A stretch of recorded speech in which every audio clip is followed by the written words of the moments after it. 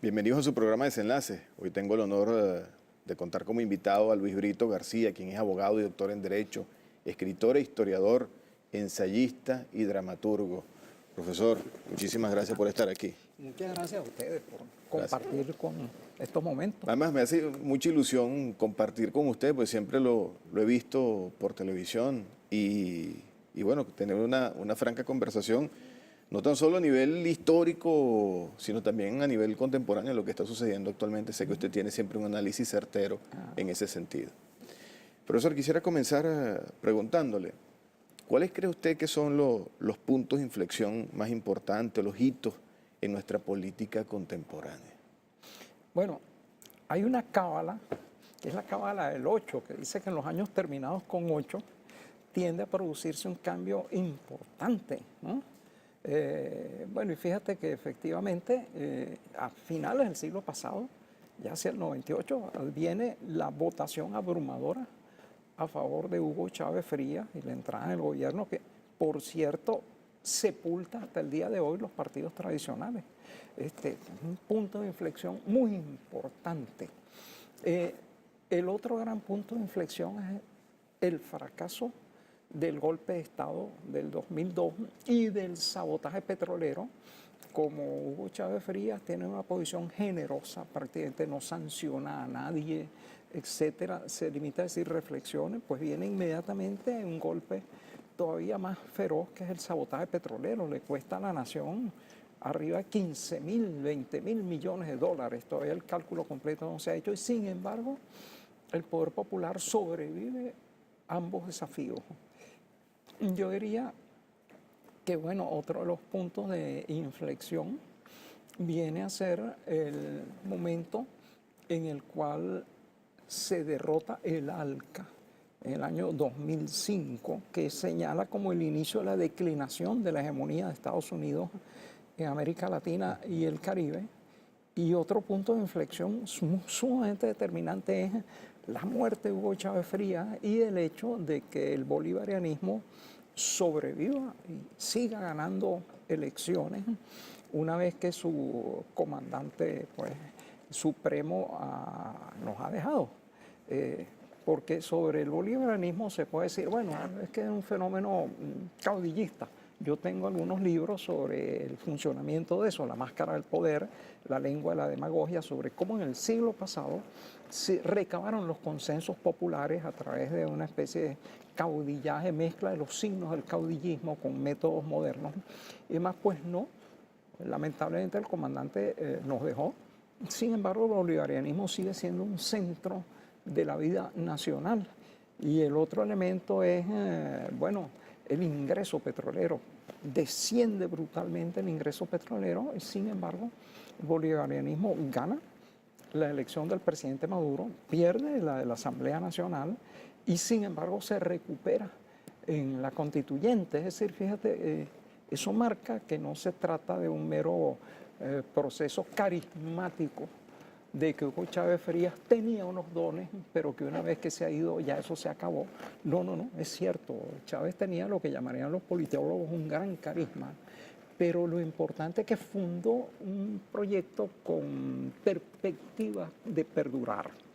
Entonces, ahora si nos ubicamos en el contexto que usted señaló del golpe al presidente Chávez en el año 2002, la realidad política de entonces, porque Hugo Chávez venía de ganar una elección contra el establishment político de entonces, venía de ganar una constituyente, pero sin embargo un sector del país que lo adversaba políticamente intentó derrocarlo. Ahora, en ese contexto político, ¿qué sucedía en ese entonces? bueno, allí es importante también, fíjate, lo señalé como uno de los puntos de inflexión, porque el otro argumento que se esgrime contra el bolivarianismo es que se dice, no, es que eso es un movimiento clientelar, porque como empezó a repartir dinero, entonces la gente lo sigue. No, hay que recordar que el año 99, el 2000, 2001, 2002, el petróleo había bajado y andaba en la cota de los $8 el barril, con una crisis fiscal enorme. No existían todavía las misiones, no existían toda una cantidad de enormes aportes al bienestar del pueblo que se hizo, y sin embargo la mayoría del pueblo fue la que salvó al bolivarianismo al salir a la calle a pedir que le devolvieran su presidente, desafiando la represión, desafiando posibles masacres que hubieran podido hacer los golpistas. Entonces es importante también tener en cuenta eso, es decir, la otra imagen, la primera imagen, no, eso es un elemento carismático. Bueno, pues lamentablemente se fue el conductor, sin embargo el movimiento sigue dando señales de vida. Lo segundo, no, es clientelar, meramente se le reparte al pueblo y ya está. No, fíjate que en momentos en que no había reparto, en que las acciones sociales que se podía permitir el Estado eran muy escasas, sin embargo hubo un respaldo frontal. Y actualmente en que también hay una situación económica muy dura, después del innegable golpe del 6 de diciembre, pues se vuelve a recuperar el consenso electoral. Es decir, es para revisar un poco los lugares comunes que se manejan y se tejen en torno al bolivarianismo. Mucha gente ha dicho que el presidente Chávez como figura política todavía presente en la dinámica política es el que ha venido ganando las elecciones, restándole un poco también de méritos a un proyecto, restándole también un poco de méritos al presidente Nicolás Maduro, que ha hecho un esfuerzo titánico por estar allí supliendo de alguna manera el rol del presidente Hugo Chávez, si se puede suplir una figura tan emblemática como esa. Pero ¿qué piensa Luis Brito de esas elecciones post-Chávez? Bueno, fíjate, en una época la derecha adversaba a Chávez, lo mismo que adversaba a la Constitución actual. Resulta que ahora la Constitución del 99 es la maravilla del siglo, no hay que tocarla. Y en segundo lugar, Maduro no es Chávez. Lo que quiere decir que Chávez tenía algo extraordinario, mágico, brillante, más que todo el mundo veía menos ellos, por cierto, ¿no? Entonces, pero no, mira, lamentablemente, bueno, todos estamos aquí de paso en esta vida, el comandante se fue, y entonces, sin embargo, fíjate como el proyecto político en la peor época se ha mantenido. Evidentemente a Maduro le ha tocado un dificilísimo papel. Una cosa es administrar el Estado en épocas de bonanza fiscal y otra cuando los ingresos bajan y cuando hay además una guerra económica declarada. Es decir, todos los sectores del capital aquí le han declarado la guerra al proyecto bolivariano y han impuesto una guerra económica con escasez programada. Yo siempre recomiendo los libros de Pascualina Curcio, entre otras La mano visible del mercado. Ella demuestra que el Estado ha triplicado la cantidad de dólares preferenciales desde el año 2002, 2003, y que ha cuadruplicado lo destinado a las medicinas, y sin embargo hay escasez. Otra cifra que es importante y que mucha gente la ignora, se dice, no, somos un país parásito, un país de vagos, un país improductivo. No, producimos 88% de los alimentos que consumimos. Asombrará a gran parte de la audiencia, pero es así. Ahora, ¿qué es lo que sucede? En ambos casos, tanto entre los importadores como los que median entre los productores y el pueblo, hay roscas de distribución. Retienen los productos, los esconden. En el caso de los importadores, importan basura, hacen importaciones ficticias, y también sucede lo mismo en el caso pues, de los productores internos, y eso crea una situación de escasez manipulada. También es importante ver que cada vez que viene un proceso electoral hay un pico de escasez. Ese pico baja. Ahora, en las elecciones de la Asamblea Legislativa pasadas, fue tan fructífero el pico de escasez que no lo bajaron. Dijeron, no, ya nos entregó uno de los poderes del Estado. Vamos a seguir con esta escasez hasta que nos entregue todos. Ahora, estos procesos de escasez son típicos en el juego político negro, pudieron decir. Lo hubo en el Chile de Allende, antes del golpe de Estado.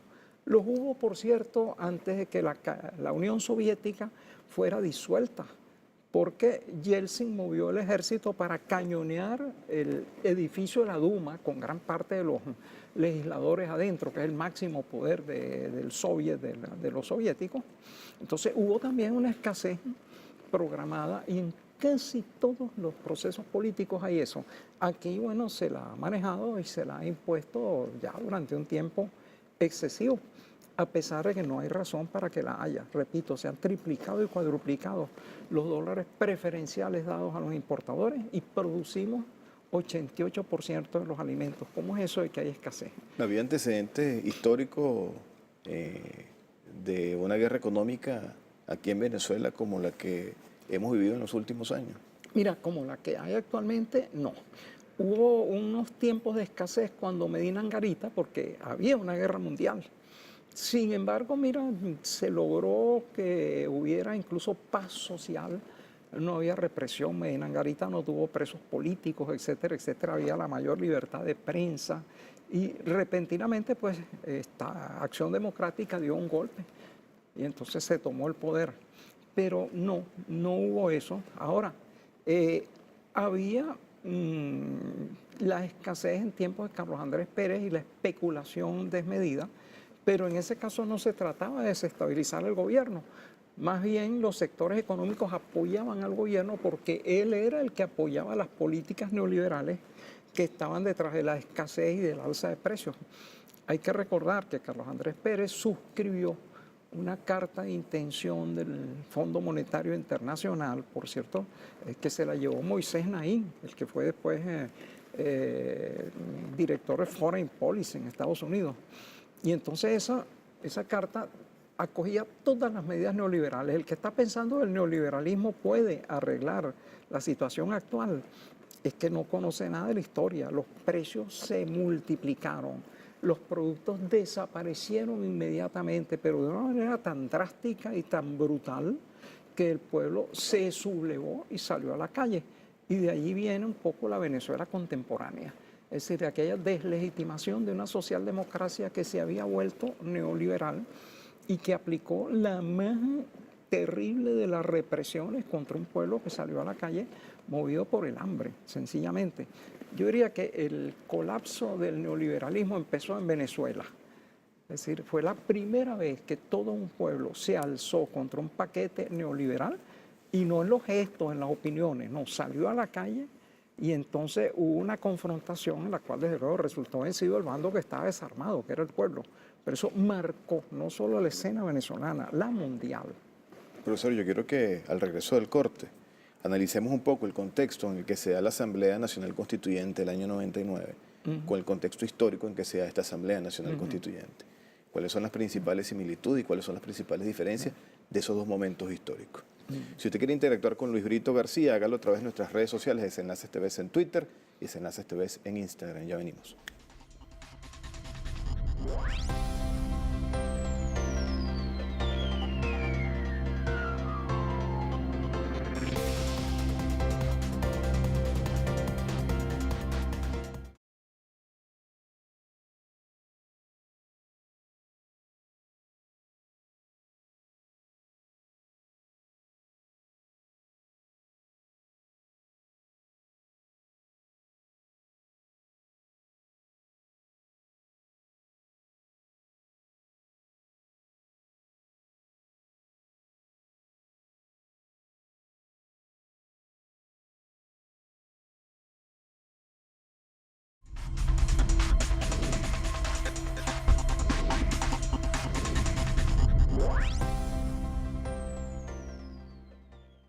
Seguimos con más de su programa Desenlaces, acompañado de Luis Brito García, abogado, doctor en Derecho, ensayista, escritor, historiador, dramaturgo.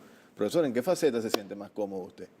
Mira, como narrador de ficción y un poco también como dibujante. Yo me gané la vida de estudiante dibujando cómics y he seguido dibujando intermitentemente. Entonces, todo lo que sea creativo, pues me encanta. Qué bueno. Profesor, habíamos dejado un tema antes de ir al corte. Las similitudes y las diferencias de los dos momentos políticos de la Asamblea Nacional Constituyente del año 99 con esta Asamblea Nacional Constituyente. ¿Qué similitudes, qué diferencias encuentra Luis Brito García en esos dos puntos político? Mira, en el comienzo de un proyecto político tiende a haber un gran entusiasmo. Cuando Acción Democrática derroca mediante un golpe de Estado al presidente Medina Angarita, que era un demócrata pleno, pues, tuvo un gran respaldo y entonces ganó las elecciones y se hizo una nueva constitución. Mm, esos apoyos fueron decreciendo después y además el proyecto de Acción Democrática fue truncado por un golpe de Estado dictatorial. Pero en los comienzos de un proyecto político tiende a haber un gran entusiasmo y fue lo que sucedió en la constituyente del 99.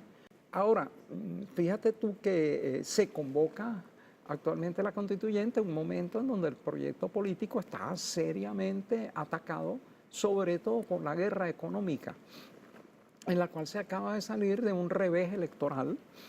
El Consejo Nacional Electoral ha demostrado su validez absoluta cada vez que ha habido una derrota del bolivarianismo, la ha declarado. Y el bolivarianismo la ha aceptado, pero de inmediato, sin trastrabillar, sin rezongar ni nada. Entonces, fíjate, se viene de una derrota electoral, se tiene la audacia de convocar a una constituyente y entonces resulta que hay una respuesta popular abrumadora.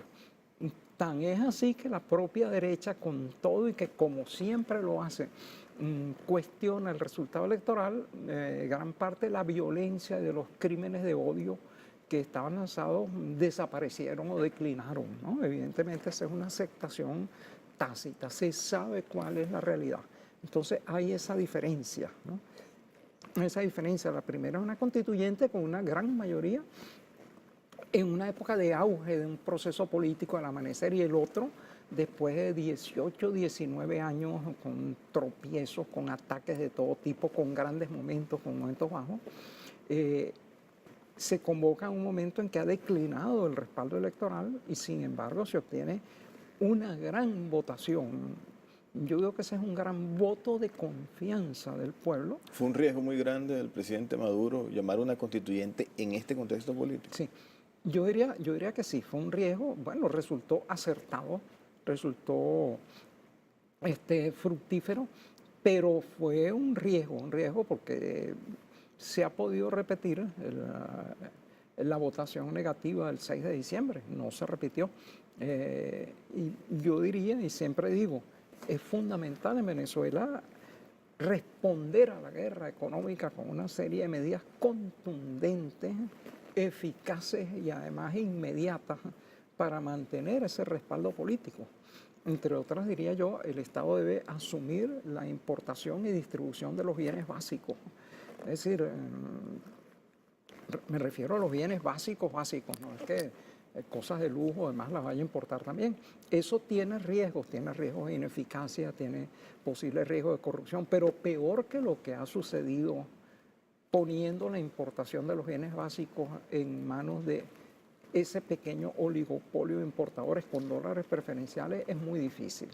Ya vimos la situación difícil en que han puesto al país, a la economía, pues no hay que reincidir en eso. Yo creo que hay que tomar esas medidas básicas y frenar el contrabando de extracción. El propio presidente Maduro ha dicho que por la frontera se va 40% de lo que Venezuela produce o importa. Yo siempre digo, ningún organismo puede soportar una sangría de esta índole. Hay que parar eso. Con esas dos medidas se estabiliza la situación y entonces vuelve sin la menor duda el respaldo al proyecto político. Profesor, sin ánimo de pedirle que haga un acto de prestidigitación o de evidencia, ¿qué hubiera pasado en Venezuela con los elementos políticos que tenemos para analizarlo de no haberse dado este proceso constituyente? Mira, bueno, la derecha seguramente hubiera seguido con su estrategia bastante dividida, según se ha revelado últimamente, de una lucha de terrorismo, que no hay otra forma de calificarla, con destrucción de bienes, delitos de odio, etcétera, etcétera, pero quedó demostrado, si algo quedó demostrado en estos 3 meses sangrientos, es que eso no tumba gobierno. No tumba gobierno, es decir, no hubo un respaldo popular masivo. Incluso hubo grupos de la propia oposición que muy sensatamente se distanciaron de esa política. No es que la condenaron abiertamente o que la combatieron, pero por lo menos se distanciaron. Entonces esa oleada terrorista se hubiera ido extinguiendo como se extinguieron las anteriores. Capriles Radón, que en las elecciones presidenciales llamó a una que se extinguió rápidamente. López llamó a otra que duró un poco más, pero también se extinguió. Y esta en la cual se engolosinó a la derecha diciendo que el poder estaba al alcance de la mano, duró un poco más con resultados muy lamentables. Fíjate que eso ni conmovió la lealtad del ejército, ni conmovió la voluntad popular, porque a pesar de que hubo cercos y asedios contra las mesas electorales, de que hubo pueblos que quedaron aislados, yo mismo me tuve que mover al poliedro para poder votar, porque tenían clausurados los accesos a la zona donde vivo. Sin embargo, hubo ese impresionante respaldo, ¿no? Entonces, yo creo que se hubiera extinguido, y entonces, bueno, quizá esta situación de respaldo se hubiera dado en las próximas elecciones regionales, que ya están, por cierto, convocadas, ¿no? Ahora, yo creo que allí habría jugado el que se tomaran medidas contundentes contra la guerra económica. No puede haber una guerra en que el enemigo ataca y tú no contestas, tú no te defiendes, tú no tomas medidas equiparables o en el mismo nivel. Entonces yo creo que hubiera dependido de la eficacia, la prontitud y la contundencia con que se adoptaran esas medidas. Profesor, ¿cómo analizar el contexto de la ausencia de participación de los sectores de oposición en esta Asamblea Nacional Constituyente? Porque en el 99 sí participaron, pero ¿cómo analizar ahora esa ausencia de participación? Bueno, mira, yo diría que el bolivarianismo tiene una oposición de oro. Oye, hay que rogar para que esa oposición no desaparezca, porque es una oposición que en 2 oportunidades por lo menos le ha entregado la plenitud del poder normativo al bolivarianismo. Primero, en el 2005, si mal no recuerdo, se abstienen supuestamente a asistir a la constituyente, no a la constituyente, a las elecciones para Asamblea Nacional de la época. No es cierto que se abstuvieran todos, participaron muchos, pero ninguno obtuvo votos. 5 años en que hubo una Asamblea Nacional rojita. ¿Por qué? Porque así lo quiso la propia derecha absteniéndose. ¿Pero qué pensaba la derecha en ese momento? ¿Que iba a carecer de legitimidad una Asamblea Nacional donde no participara sectores opositores? Exactamente. Y sin embargo, bueno, oye, hay un principio jurídico, nadie puede alegar la propia torpeza. Es decir, si hay unas elecciones convocadas y yo no participo en ellas, entonces después no voy a decir que eso es culpa de los otros. No, yo me abstuve. Lo mismo se puede decir ahora. La oposición se abstuvo de asistir a la constituyente. Entonces, no puede quejarse ahora. Fue una decisión propia. Es decir, está convocada una fiesta. Yo no fui y entonces no pude beber, ni gozar, ni bailar y demás. Entonces me voy a enfurruñar. No. Ahora, hay una diferencia bastante importante entre ambas, ¿no? En la primera, bueno, insisto en eso. Fíjate que en 2 oportunidades la oposición ha entregado el poder casi absoluto al bolivarianismo. Yo una vez saqué un artículo que se llamaba Las tareas revolucionarias de la ultraderecha, señalando como la serie de cosas difíciles que había hecho la derecha para entregarle el poder al bolivarianismo. Por ejemplo, oye, digamos que sanear el ejército de una serie de elementos, pues tira un golpe de Estado absolutamente disparatado, y aunque no se toman retaliaciones, poco a poco moviendo a la gente de cargos, se limpia el ejército. Entregarle el poder de Petróleos de Venezuela, que era una especie de jerarquía, estaba dentro del Estado, pues ellos mismos se van de huelga y entonces están 3 meses dando lugar a que se despida una parte importante de esa nómina mayor, y así sucesivamente. Ha sido la derecha, a través de toda una serie de acciones disparatadas, la que le ha entregado porciones importantes del poder al bolivarianismo. Ahora, ese es el otro momento. El bolivarianismo no las ha sabido aprovechar. En 2005 se tenía la plenitud del poder legislativo. Se ha podido sentar las bases legales de un Estado socialista que ya estaba reconocido por Chávez en los estatutos del PSUV. No se hizo nada de eso. Ojalá que en esta segunda oportunidad sí se aproveche. No se vaya a tener miedo el cuero después que se ha matado al tigre. Hay que aprovechar esta oportunidad para terminar de configurar el sistema político y sobre todo hacer imposible que la guerra económica le siga restando consensos electorales al bolivarianismo. Eso es fundamental, es lo básico. La pelea esencial está en ese campo. Profesor, debo hacer una nueva pausa, pero al regreso quiero que conversemos acerca de las principales decisiones de la Asamblea Nacional Constituyente y también un poco en el contexto de que, a juicio de algunos voceros de la derecha venezolana, ellos no reconocen a la Asamblea Nacional Constituyente, pero han demostrado tácitamente un reconocimiento, una subordinación, por ejemplo, y se lo dejo ahí para retomarlo al regreso al corte, participando en las elecciones a gobernadores que a propuesta de la Asamblea Nacional Constituyente fueron adelantadas. Entonces, al regreso del corte quiero que abordemos esos temas. Si quiere interactuar con Luz Brito García, hágalo a través de nuestras redes sociales, Desenlaces TV en Twitter y Desenlaces TV en Instagram. Ya venimos.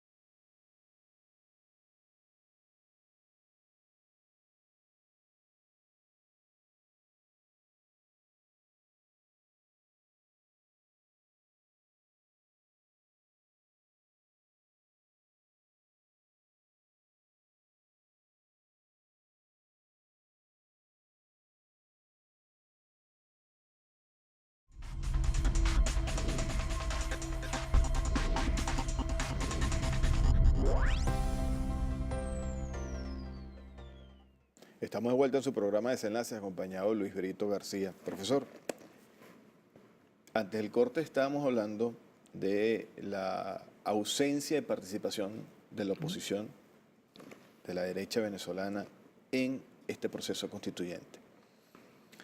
De alguna manera, no tan solo es que adversaron las bases comiciales, adversaron la votación, hicieron todo lo posible para que el 30 de julio no llegara. Y si llegaba, la gente no participara. Bueno, el 30 de julio inexorablemente llegó, la gente participó masivamente, pero ahora la derecha venezolana argumenta que ellos no avalan, no aceptan a la institución de la Asamblea Nacional Constituyente. Sin embargo, una de las principales propuestas de esta Asamblea es adelantar las elecciones regionales. Inmediatamente la derecha venezolana, ante esa disyuntiva, si participar o no participar, yo me imagino que decisión nada fácil, porque demostró una vez más incoherencia con sus propios argumentos, deciden participar y se inscriben, bueno, masivamente en todos los estados del país. Ahora, eso no es un reconocimiento tácito, eso no es una subordinación tácita a las decisiones de la Asamblea Nacional Constituyente. Pues obviamente, tú lo has dicho, la oposición solo reconoce aquellas elecciones que ella gana, pero las gana porque se las reconoce el propio órgano que ellos denuncian como fraudulento, que es el Consejo Nacional Electoral. Eso es enteramente inconsistente, absurdo, y ese absurdo se vuelve a poner de manifiesto. Ellos están legitimando al Consejo Nacional Electoral. Ahora, si dicen que es fraudulento, ¿cómo es que ocupan las curules en la Asamblea Legislativa que le otorgó el 6 de diciembre ese mismo Consejo Nacional Electoral?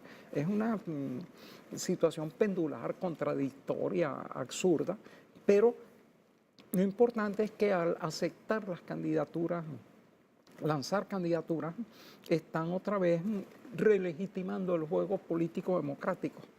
Es decir, ya no se trata de prenderle fuego a ciudadanos en la calle porque no les gusta el color de piel o el color de sus ideas. Ya no se trata de estar poniendo prisioneros a todos los habitantes de ciertos municipios, poniendo pilas de basura con personas violentas. Yo hace una semana vi que están intentando cortar el acceso entre Chacao y Altamira con una cinta y los tipos para cobrar peaje.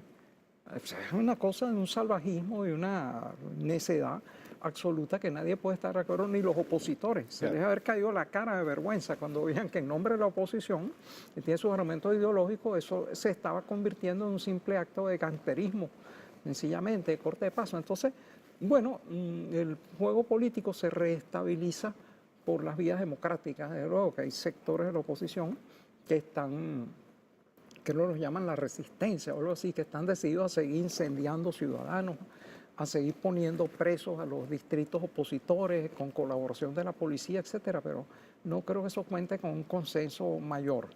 Es decir, no creo que a nadie le guste que está en su casa y no le permitan ir al trabajo o a la clínica o a llevar a los muchachos al colegio porque tres encapuchados protegidos por la policía local echaron un poco de basura en el principio de una avenida y entonces está todo un sector preso sin haber cometido ningún delito.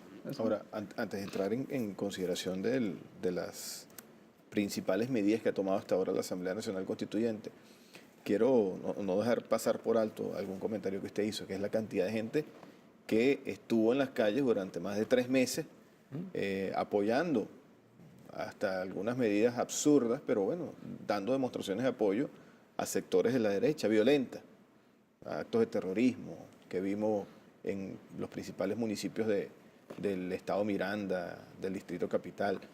Ahora, la pregunta es, esa gente que salió a las calles creyendo en los liderazgos de la derecha venezolana, en que estaba próxima a la salida del presidente, esa gente hoy en día que no vio cristalizada la oferta que le hicieron los dirigentes de la derecha, es nuevamente engañada por sus propios líderes. Mira, a mí me encanta la canción popular latinoamericana.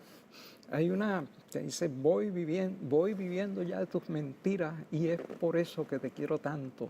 Sé que mientes al besar y mientes al decir te quiero, miénteme una eternidad que me hace tu maldad feliz. La oposición en ese sentido yo creo que está como esa canción, miénteme una eternidad, sigue diciéndome que el poder ya está al alcance de la mano, sigue diciendo que como me quieres pues me encierras en mi casa, me destruyes los vehículos, me prohíbes circular, etc. No creo tampoco que haya unas adhesiones tan extremas. Yo he estado presente con cierto riesgo, he visto algunas de esas manifestaciones en el sector donde vivo, que es muy opositor. Bueno, hay filas de personas que van con sus gorritas y de repente, mira, 3 o 4 personas cierran una avenida protegidos por la policía. Tengo fotografías, la policía local. ¿Qué heroísmo es ese? Cerrar una calle protegido. Había en algunas de las fotos que tengo, que por cierto eran un riesgo tomarlas, resulta que había más policías protegiendo a esos terroristas que terroristas involucrados. Y de luego había un gentío furioso porque tenía que ir a trabajar, a cumplir compromisos, etc. Eso, yo cierro una autopista, quiere decir que toda la gente que yo retengo ahí está a favor mío. La mayoría están deseándome quién sabe qué cosas, ¿no? Pero no necesariamente están a favor mío. Entonces, yo creo que ese apoyo más bien ha disminuido. Pues mucha gente al sufrir esas prisiones declaradas no se sabe por quién. Fíjate que uno de los primeros elementos de la instauración del poder paramilitar, el Estado paralelo, es ese, cortar la circulación. Se establecen cobradores de peaje, se establecen también cobradores de vacunas y yo los vi operando hace todavía una semana. Estaban intentando cobrar vacunas a la gente que pasaba por un sector céntrico, etcétera. Es la instauración de un parapoder, un Estado paralelo horripilante, que es peor que cualquier cosa, pues ese sí es una dictadura. Sus dirigentes no están elegidos por nadie, dicta sentencias de muerte que sí se cumplen y que nadie sabe quién las dicta, etcétera. Es decir, lo que tenemos ahí en cierne, yo llevo alertando eso desde principios de siglo, es la instauración de un poder espantoso. Es decir, y yo no creo que ningún ciudadano sensato, sea de la oposición o del gobierno, pues también, después de todo, todos somos racionales, solo que nuestras equivocaciones divergen. Que nadie apoye la instauración de ese poder.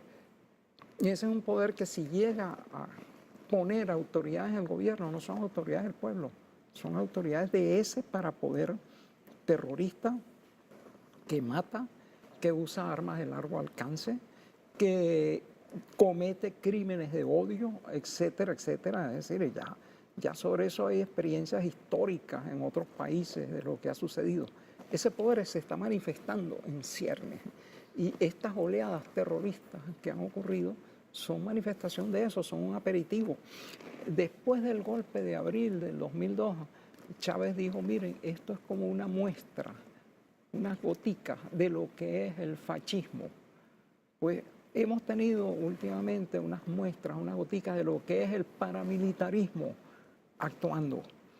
Es decir, y esa es una cosa que yo no creo, desde luego que el bolivarianismo lo acepta, pero yo creo que la inmensa mayoría de la oposición, o sea, algunas cuantas personas trastornadas, admiten que sería una pesadilla que aquí se instaurara un poder paramilitar con una fachada de gobierno, pero que en el fondo los gobernantes del país no tuvieran cara. Ahora, profesor, frente a este contexto que usted señala, una de las primeras decisiones de la Asamblea Nacional Constituyente es crear la Comisión de la Verdad, presidida por Delcy Rodríguez, que vale la pena reforzarlo. Es la presidenta de la Asamblea Nacional Constituyente. Ahora, ¿qué puede surgir de esa Comisión de la Verdad? Bueno, mira, en primer lugar, oye, quiero manifestar mi apoyo a Delcy, que yo llevo décadas diciendo tenemos que salirnos de la OEA. Mi otra campaña era que nos saliéramos del CIADI, y Hugo Chávez Frías nos sacó del CIADI y además nos sacó de la Corte Interamericana de los Derechos Humanos. Fíjate cómo hemos ido avanzando hacia nuestra independencia y bueno, Delcy ha dado uno de los grandes pasos en ese sentido. Ahora, fíjate, se han establecido comisiones de la verdad cada vez que ha habido oleadas de terror, de ese tipo de delitos innombrables. Hace poco culminó una que en Venezuela, bajo control de la Fiscalía, estaba estudiando la represión entre 1958 y 1998. Hay algo así como 10.070 víctimas fatales, verificadas hasta ahora sin la menor duda, ¿no? Entonces, allí se establecerá la verdad. Porque, ¿qué sucedió en estas lamentables décadas en donde hubo tantos compatriotas que ya no están con nosotros? Bueno, muchos de ellos eran bolivarianos. Fueron asesinados vilmente porque el color de su piel o sus ideas o el sitio donde vivían los asimilaban a bolivarianos. Hubo también una gran cantidad de agentes del orden público. Venezuela es el único sitio en donde la enorme cantidad de personas que pertenecen a las autoridades son inmoladas en cada oleada terrorista. En los demás tú ves que las víctimas son civiles. En otros casos hubo una cantidad de personas de la oposición que murieron por su uso inadecuado de las armas que estaban usando. O sea, morteros, se apoyaban los morteros en el pecho y el mortero da una reacción hacia atrás que destrozó el pecho. En otros casos hay personas filmadas, se le acercan dos manifestantes y al poco tiempo esa persona cae en el suelo, en la misma filmación, y los otros se van sin siquiera pensar en ayudarlo. Es decir, hay muchas personas de la oposición que murieron manejando inadecuadamente armas o también por hechos de la propia oposición para crear víctimas. Y lamentablemente también ha habido personas que han sido víctimas allí, posiblemente de los cuerpos represivos. El país tiene derecho a conocer la verdad, sea cual sea. ¿Qué proporción había de cada uno de estos grupos? Ya en las oleadas terroristas anteriores se estableció así. Y efectivamente, mira, en la oleada terrorista que desencadenó López, yo creo que prácticamente opositores no eran más de 10, y de ellos algo así 5 o 6 habían muerto por sus propios actos. Es decir, a uno le reventó un mortero casero, otro se cayó desde la azotea de su casa, un tercero estaba reponiendo los obstáculos y entonces se electrocutó. Es decir, de la minoría de gente de la oposición, muchos de ellos simplemente perecieron porque estaban haciendo de forma absurda actividades muy peligrosas. Entonces, bueno, Venezuela tiene derecho a saber lo que ocurrió y el resto del mundo, en el cual se ha falsificado obviamente la situación de Venezuela. unos disturbios que ocurrían en unas 19 alcaldías opositoras, se los ha presentado, intentado presentar como una sublevación nacional. Claro. Unos disturbios en los cuales la oposición utilizaba armas mortales y en líneas generales las autoridades iban desarmadas, únicamente con gases lacrimógenos, etcétera. Se los ha presentado como una represión brutal con armas mortales contra la totalidad del pueblo. Hay que desentrañar eso y hacer triunfar la verdad. Así es, profesor.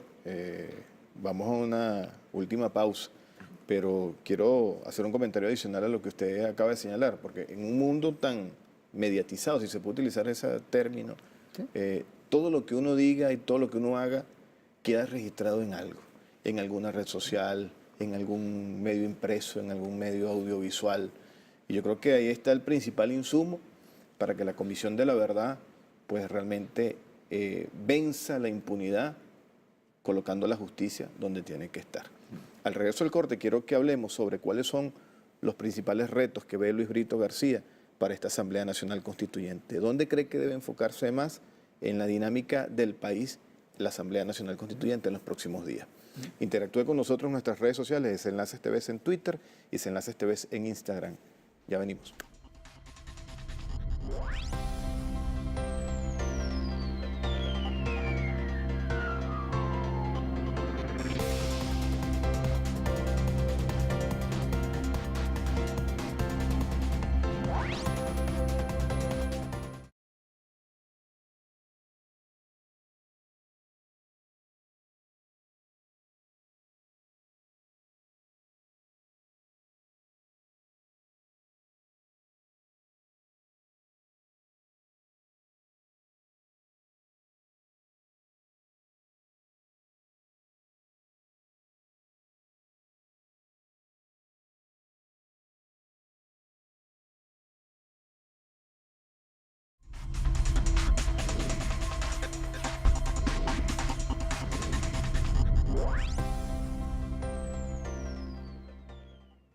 Hemos llegado a la parte final de su programa Desenlaces, pero todavía hay temas importantes que tratar con el profesor Luis Brito García. Profesor, ¿dónde cree usted que debe poner la Asamblea Nacional Constituyente el debate nacional en los próximos días? ¿Cuáles son los puntos más importantes que esta Asamblea debe abordar? Bueno, el presidente Maduro ya puso un elenco de 9 puntos, me parecen todos pertinentes, pero uno podría además poner otros para simplemente no repetir, no redundar. Número 1, terminar de perfeccionar el principio de soberanía de Venezuela y de inmunidad de jurisdicción. Por ejemplo, todavía nuestra Constitución dejó colar, la del 99, una norma en virtud de la cual los contratos de interés público tienen que ser decididas las controversias sobre ellos de acuerdo con nuestras leyes y por nuestros tribunales. Pero hay una coletilla neoliberal que dice si no fuera improcedente de acuerdo con su naturaleza. ¿Qué es eso? Es decir, si tú cometes un homicidio serás castigado si no fuera improcedente, castigarte. Tú no puedes poner una excepción que es mayor que la regla. Hay que eliminar eso y evitar que Venezuela sea sometida por cualquier razón a tribunales externos, porque esos sometimientos siempre terminan en condena. Está entonces en principio eso, territorialidad de la renta. Resulta que en Venezuela, por los mal llamados los infames tratados contra la doble tributación, las transnacionales no pagan impuestos y los extranjeros tampoco. Supuestamente ellos obtienen sus ganancias aquí, pagan impuestos en su país de origen. Mentira, no pagan tampoco allá, se llevan eso a los paraísos fiscales. Hay que acabar con esa extraterritorialidad. Un grupo de amigos dirigidos por Paulino y además el Comité de Anulación de la Deuda del Tercer Mundo han calculado que por eso Venezuela pierde cada año 17.800 millones de dólares en impuestos que no se pagan. Por ejemplo, hay que corregir eso, evidentemente, pero yendo a otros extremos, porque hay muchas cosas. Además de eso, fíjate, el presidente Chávez pidió a la constituyente que toda la educación pública fuera gratuita, pues los neoliberales lograron meter ahí que era gratuita hasta el pregrado, los posgrados pagos. Bueno, por Dios, hay que respetar la voluntad del presidente y esta es una buena oportunidad para hacerlo. Pero además de eso, hay un elemento bien importante. Hugo Chávez Frías, en sus mensajes a la constituyente de la época, dijo que en Venezuela había una situación de casi anarquía con la extrema federalización que se había planteado. Decía que a veces cada gobernador, cada alcalde se sentía un tiranuelo, un reyezuelo que hacía lo que le daba la gana. Eso no se ha corregido y hemos tenido ejemplos de lo que sucede con eso. Una policía municipal dio el golpe de Estado del 2002. Correcto. Policías municipales han protegido y quizás actuado directamente en las oleadas terroristas que hemos sufrido en los últimos años. Alcaldes que desafían abiertamente los Hay poderes alcaldes que constituidos. desafían los poderes constituyentes. Eso no puede ser. Hay que replantear. Venezuela es un país que, aunque se llame federal en líneas generales, está fuertemente centralizado. Tenemos un ejército nacional, elecciones nacionales. Además de eso, resulta que casi todas las entidades locales dependen del situado constitucional que la financia, todavía que tuvieran ingresos propios. Pero es una especie de autonomía enteramente artificial, consagrada constitucionalmente, cuando no hay tal autonomía ni en lo financiero ni en lo económico. Tenemos un magnífico sistema de vías de comunicación. La federación fue planteada en el siglo XIX, cuando de un sitio a otro de Venezuela tú tenías que coger una embarcación para ir de oriente a occidente, etcétera, porque los caminos del interior eran muy difícilmente transitables. Ahora agarramos volante aquí y estamos en la frontera en 8 horas manejando. Es decir, entonces hay que ver con un criterio analítico eso. Y sobre todo lo siguiente, declarar de una vez por todas el carácter socialista de la Venezuela bolivariana. Eso ya está declarado en los estatutos del PSUV, lo ha proclamado infinidad de veces Hugo Chávez Frías, con las normas conducentes a afianzar este Estado y darle poderes para convertirse en socialista. Y además de eso, hay que consagrar constitucionalmente toda una serie de nuevas formas organizativas populares.